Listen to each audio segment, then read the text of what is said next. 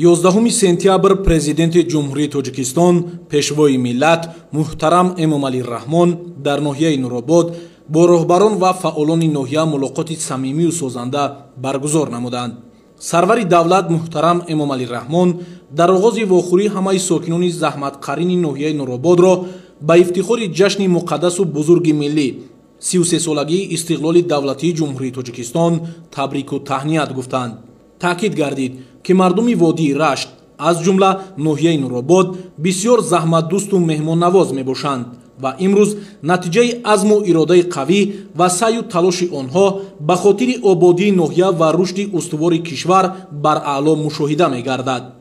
дар ноҳияи Нуробод танҳо дар доираи нақшаи чорабиниҳои бунёдкорӣ ва ободонӣ ба истиқболи ҷашни 35-солагии истиқлоли давлатии ҷумҳурии Тоҷикистон бунёду навсозии 233 иншоот ба нақша гирифта шуда то имрӯз корҳо дар 108 иншоот иҷро гардидааст.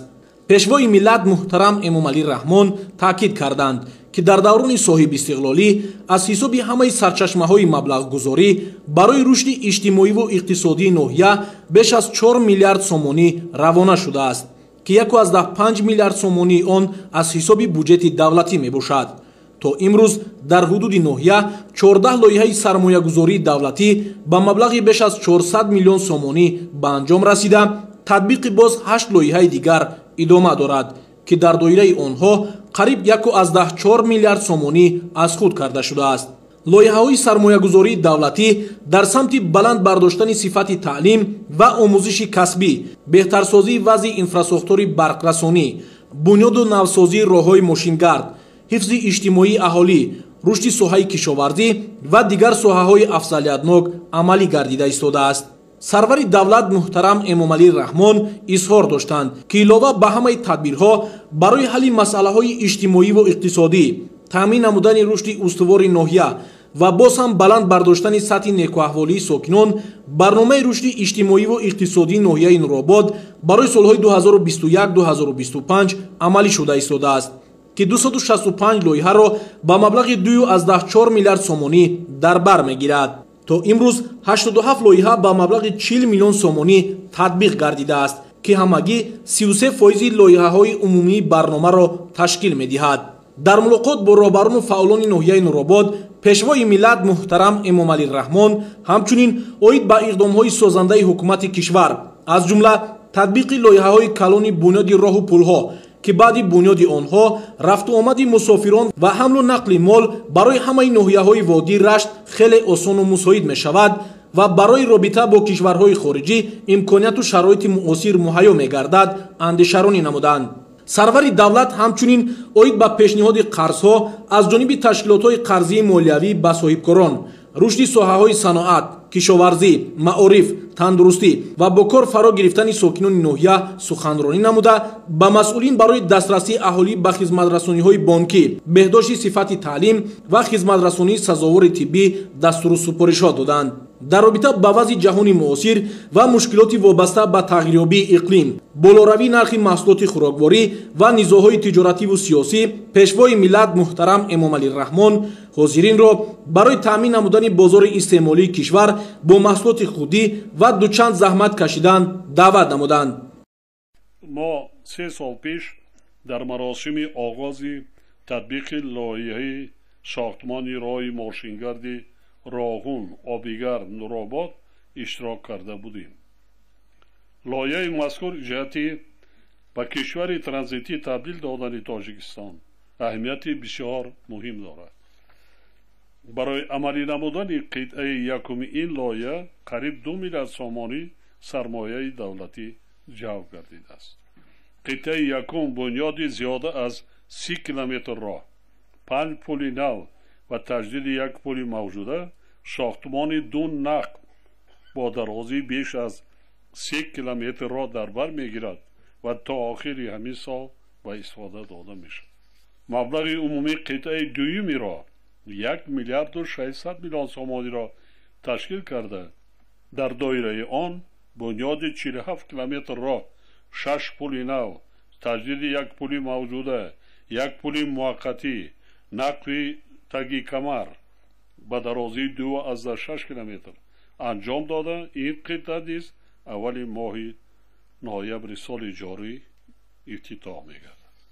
دایره مذکور اینچنین ساختمان پل بزرگ 920 متری از بالای آبانبار راغون و راه‌های با آن وصل شونده را در بر می‌گیرد که تا امروز کارهای لایه‌کشی آن انجام یافتند. کارهای این مرحله آخر همین سال آغاز می‌گردد و در مدت دو نیم سال به انجام رسانیده می‌شود. بعد افتتاح پروژه راه راغون آبیگر نورآباد رفت آمد مسافران و حمل و نقل مال برای همه ناحیه‌های وادی رشت خیلی آسان و مساعد می‌شود و برای رابطه با کشورهای خارجی امکانیت و شرایط معاصر مهیا می‌گردد. در اصل واضح من می‌فهمم زمستان در چگونه مشکل‌ها بود. حالا که همین زمستان شما از این مشکلات بیرون میشید. دیگر راه گشت، راه محکم شد، ترم فرآمد یا شما میبرید و راه نوده برآمده میروید. تمام بی نهایت مبلغ کلان صرف کردیم در همین مسافه. قیمت‌ترین راه در جمهوری. یکی می‌ارزد. خاطر از آن می‌سازم که راه بنیاد شده ایستاده شاهراه بین المللی میباشد و طبق معیارهای جهانی ساخته به استفاده داده میشود. حاضرین گرامی، در دوران صاحب استقلالی از جانب تشکیلات‌های قرضی مالیوی و ساکنان و صاحبکاران ناحیه بیش از 130 میلیون سوم قرض داده شده است. حجم قرض‌های داده شده در سال 2023 15 میلیون سومانی و تنها در نیم سال اول سال جاری 10 میلیون سومانی را تشکیل داده است. با وجود نشان دهنده‌های ذکر شده با در نظر داشت هدف‌های گذاشته شده در سمت رشد منطقه‌ها و دستگیری صاحبکاری، خصوصا صاحبکاری 3 سالی و بلند برداشتن فعالناکی اقتصادی اهالی قانع کننده نیست. بانک ملی را ضرور است که یکجا با تشکیلات‌های قرضی مالیوی برای زیاد نمودن حجم قرضدهی و ساحه‌های اقتصادیات ناحیه، خصوصا با بخش 3 سالی تدبیرهای اضافی اندیشد. ناحیه نورآباد دارای ذخیره‌های فراوان اشیاء خام، مخصوصاً محصولات کشاورزی بوده. توسط بنیاد کارخانه‌های استحصالی از جمله دایر و کارکرد محصولات، تشکیل هزارها جای نوی کاری، زیاد کردن صادرات محصولات وطنی و افزایش درآمد اهالی را تامین کردن ممکن است. در ناحیه برای افزایش دادن استحصال کارتوشکا، عسل، بنیاد باغ‌های نو و میوه سبزوات از لحاظ اکولوژی تازه، اینچنین رشد سیاحی امکانیت‌های فراوان موجودند. ولی با وجود موجودیت ذخیره و امکانیت‌های زیاد از جمله در سمت استحصال محصولات گوناگون، سرعت رشد ساحه صنعت در ناحیه قانع کننده نیست. سال 2023 در ناحیه با مبلغ همگی 5.8 میلیون سومانی محصولات صنعتی استحصال گردیده است که با هدف‌های گذاشته شده استراتژی و اخطارهای ناحیه موافق نمی‌باشد.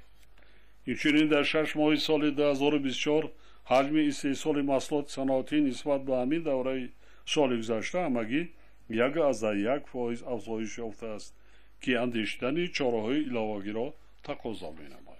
علاوه بر این در ناحیه استحصال لباس مکتبی در سال 2023 و نیم ساله اول سال جاری برای مانده نشده است که خیلی تشویش آور میباشد. ساحه کشاورزی در ناحیه نورآباد ساحه کلیدی در سمت حفظ امنیت آزقواری و بهتر نمودن سطح و صفت زندگی اهالی به شمار می‌رود. سال 2023 استحصال محصولات کشاورزی در ناحیه با 315 میلیون سومانی برابر گردیده، نسبت به سال 2022 همگی 3% زیاد شده است. در برابر این سال 2023 استحصال کارتوشکا نسبت به سال قبلی 19% تا 29 و پیره 35% کاهش یافته است. خاطر نشان می‌نمایم که راه اساسی افزایش دادن استحصال محصولات کشاورزی و حفظ امنیت آزقواری کشور استفاده ثمرناک و عاقلانه آب و زمین و دیگر اقتدار و امکانات‌های موجوده ساحه میباشد.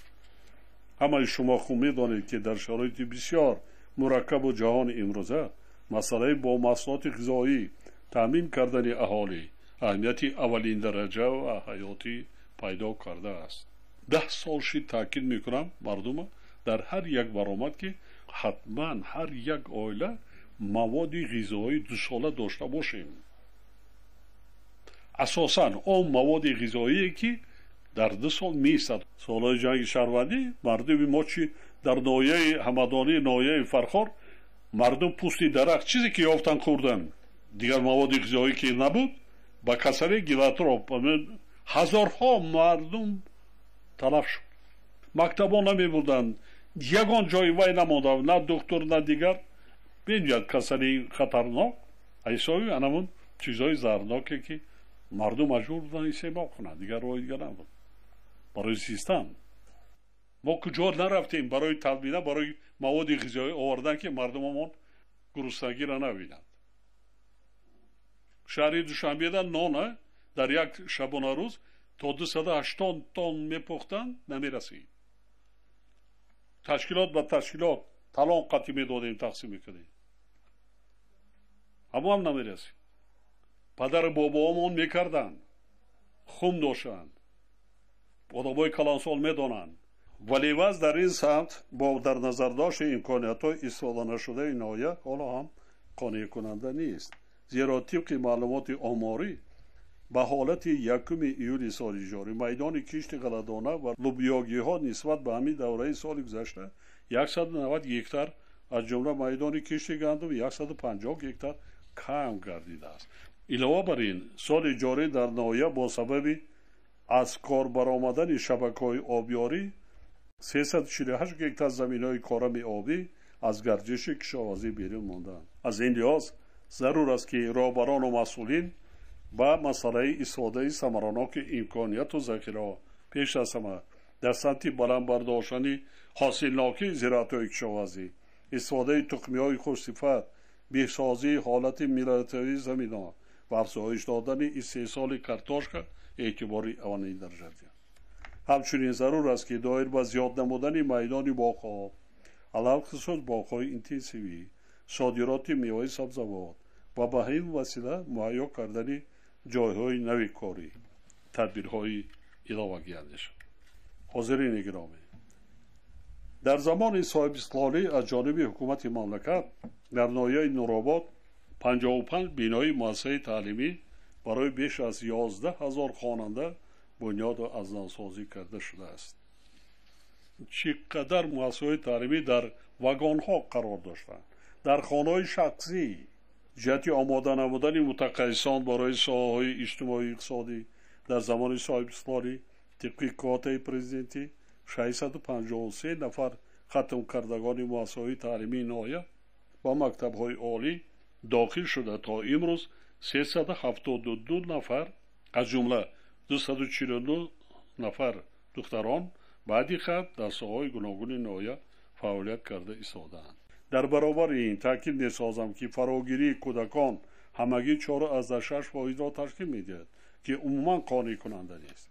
رهبریت مقامات اجرایی حاکمیت دولتی ناحیه یکجا با وزارت معارف و علم باید مشکلات ساحه معارفی ناحیه از جمله نارسایی آموزگاران زبان‌های خارجی، فن‌های دقیق و فراگیری کودکان را با مؤسسه‌های تا مکتبی هر چه زودتر برطرف کرده اجرای برنامه‌های دولتی قبول شده را تأمین نمایند.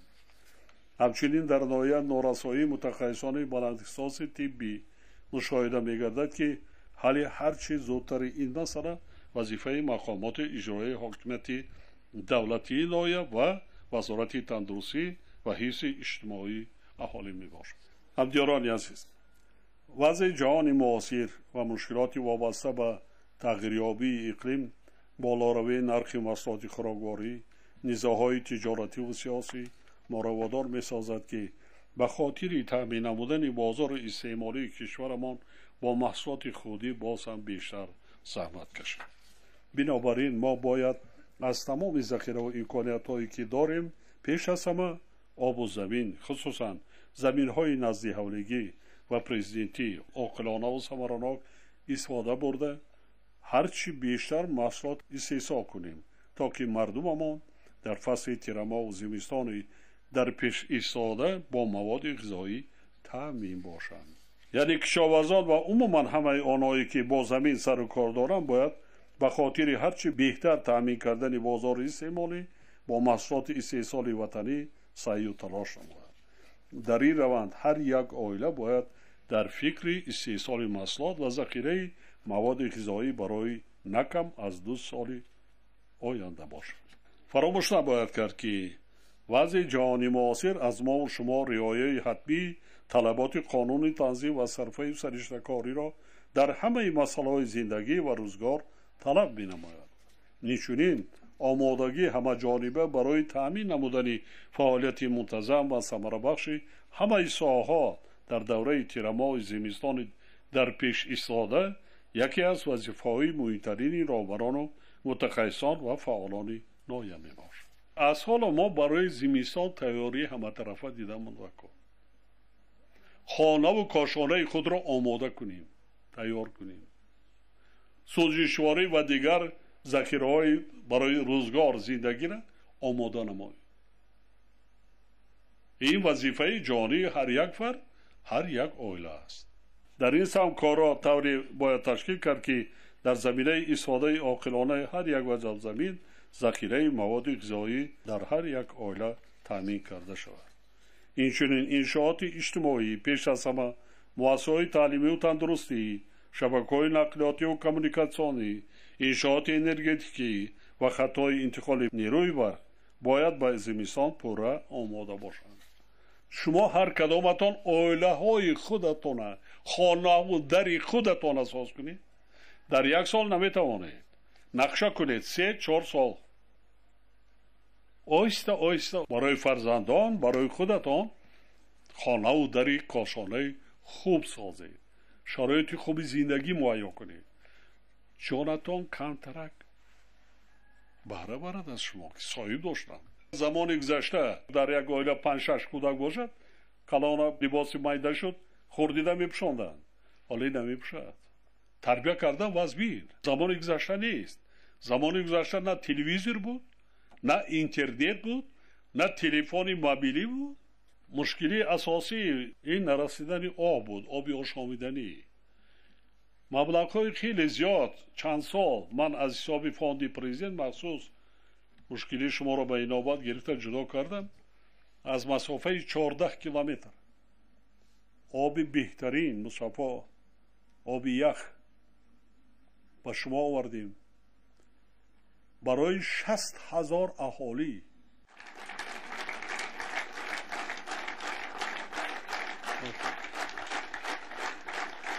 سلامت باشید. زمانه دنیا بنیاد وزبین. ما باید درک کنیم، با صبر و تحمل باشیم، صرفه سرشته‌کار باشیم در همه چی. زمین ها را آبیاری کنین، زمین تقسیم کرده دادن کار، مردم کار کند، زندگیش خوب و بهتر کند. نویه مچای کوی ما دورای نمی زمان استقلال تاسیس دادن بسیار زیاد بودن. 7,000 اهالی داشت. دیگه همه را کشانده بودن در اونجا. من امیره وای سالهای اولی وای راهبری هم بود. تاسیس دادن.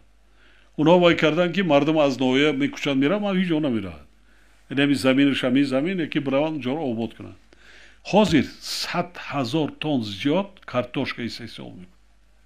یک نویه آب در پیشش ایکو میفرد ترما آب زمینی کارتوشکا دا میداره.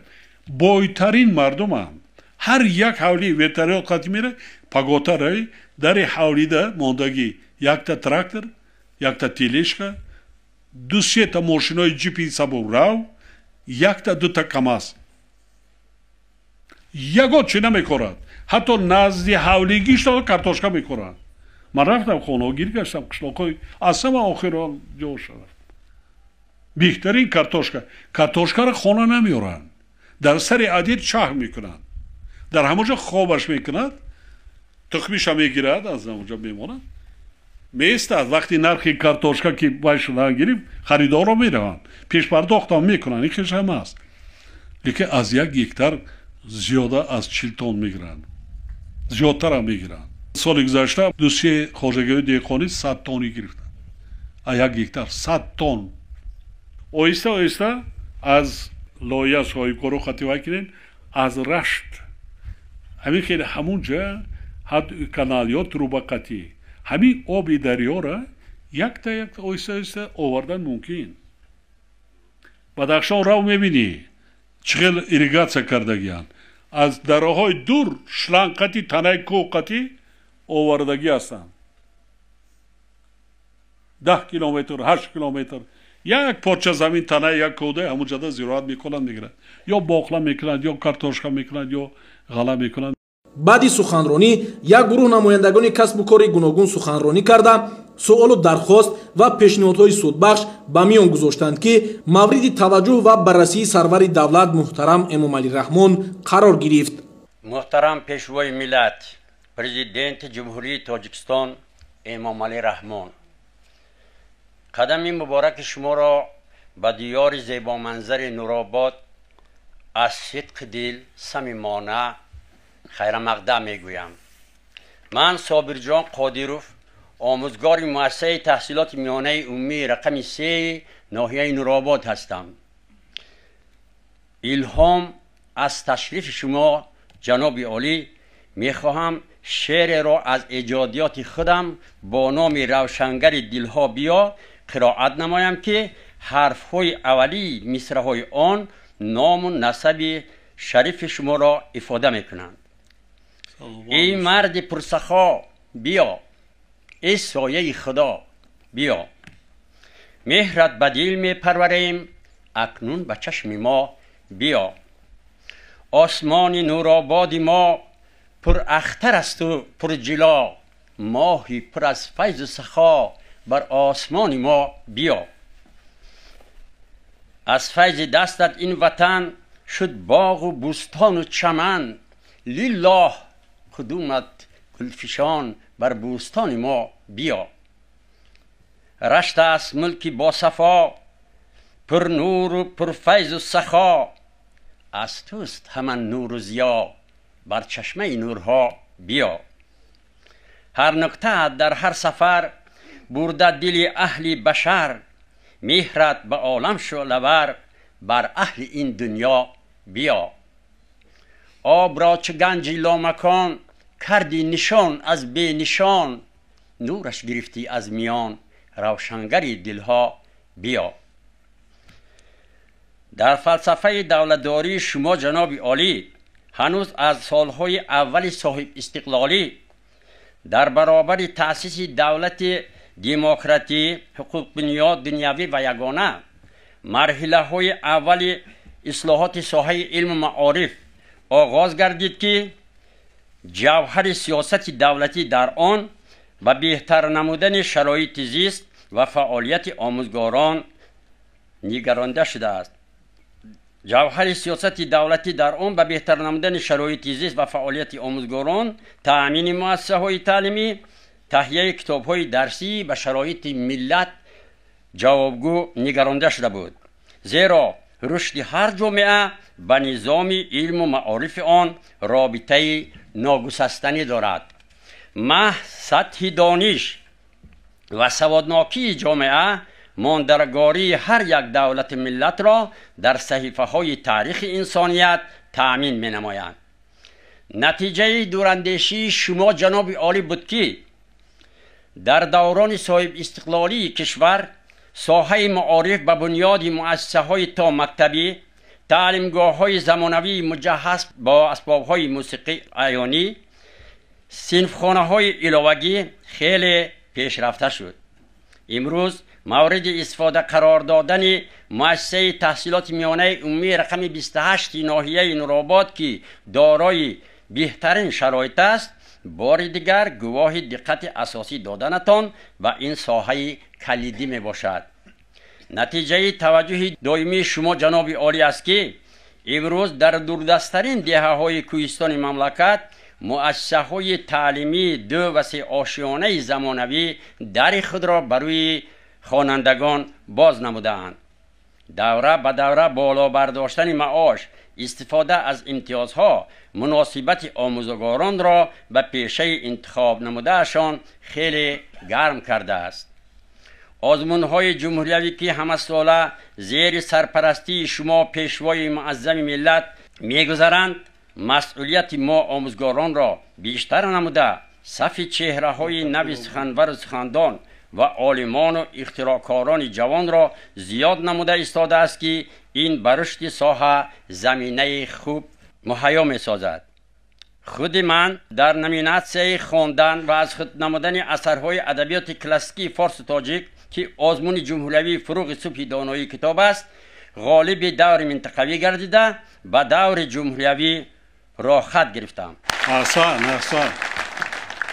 ما اهل زیای ناحیه نورآباد از توجه دائمی شما جناب عالی به ساحه‌های علم و معارف و فرهنگ خیلی منتدار بوده در جواب به چنین غمخوری‌ها در بلند برداشتن حس معنویات جامعه و تعلیم و تربیه نسل نورس در روحیه خویشتن شناسی و وطن دوستی و از خود نمودن تکنولوژی‌های معاصر دانش و ملکه خویش را روانه می‌سازیم تا به جهانیان اثبات نماییم که ما ملت دارای تمدن و از نسل آل سامان هستیم. بار دیگر خوش آمدید جناب عالی.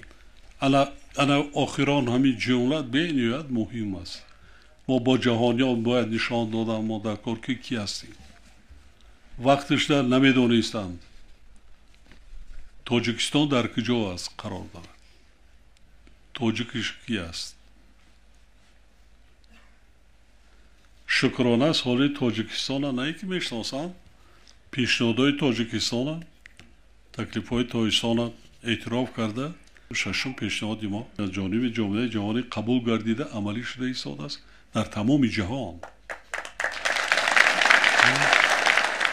6,000 سال تاریخ زیادتر داریم.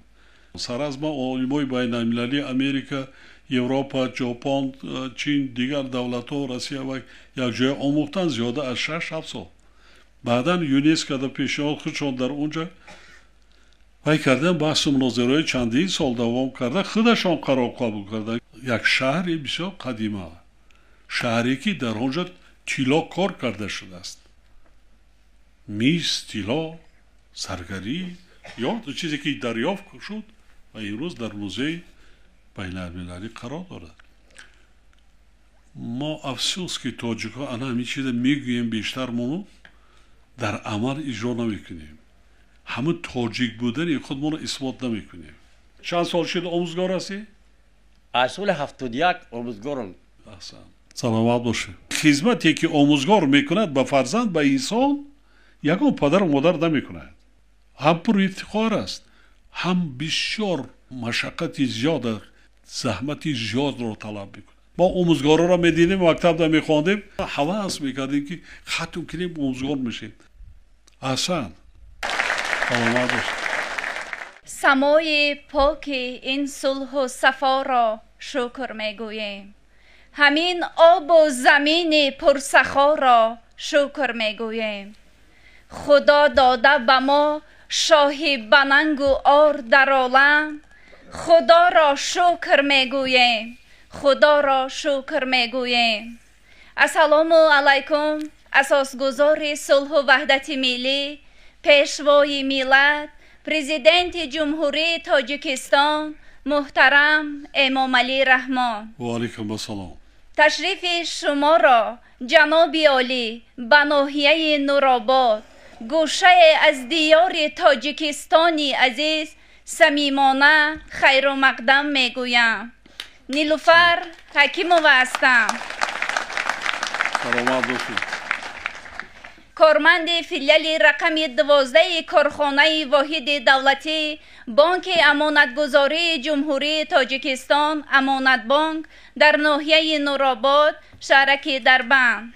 من یکی از آن جوانان خوشبخت دوران صاحب استقلال کشورم که توسط کوتای پرزیدنتی به فاکولته به حسابگیری و اقتصادی اختصاصی به حسابگیری بوغالتری تحلیل و اودیت دانشگاه ملی تاجیکستان داخل شده آن را با موفقیت ختم نمودم.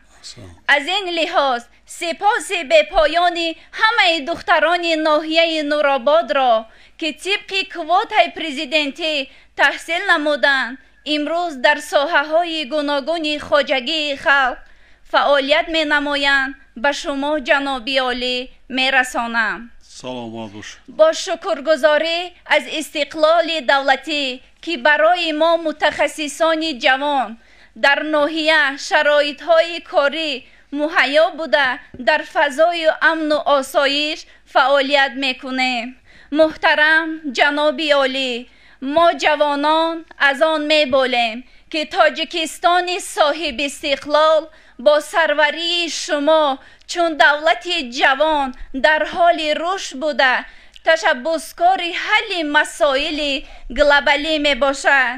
امروز نیز با استفاده داده شدن خط آب نوشاکی شالیدره در بند که با اقدام و تشبس و دستگیری های شما کارهای ساختمانیش آغاز شده بود، خرسنده مردم نورآباد را حد و کنار نیست.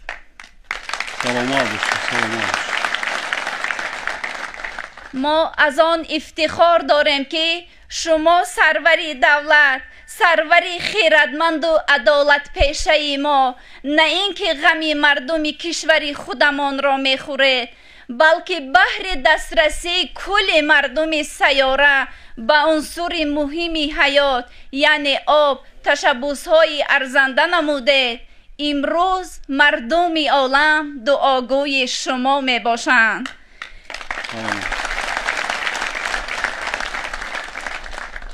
که این برای ما جوانان عبرت بزرگ است در جاده تربیه بشردوستی. ما جوانان را اعتماد شما جناب عالی در همه کار راهنما بوده پی آبادی آزادی تاجیکستانی عزیز کمر همت بسته ایم تا چون وارثان حقیقی نیاگان خود معرفگر این ملت و دولت تمدن آفر خود باشیم. بار دیگر خوش آمدید محترم جنابی عالی. چند سال شد کار کرده ایستاده؟ طولی 4 سال می شود. سلامت باشید، خوشبخت باشید. بار دیگر جشن استقلالیت مبارک باشد. خدای تعالی هرچی آرزوی امیدی نیکی که در دل نیتان دارین همه را نصیبتان گرداند.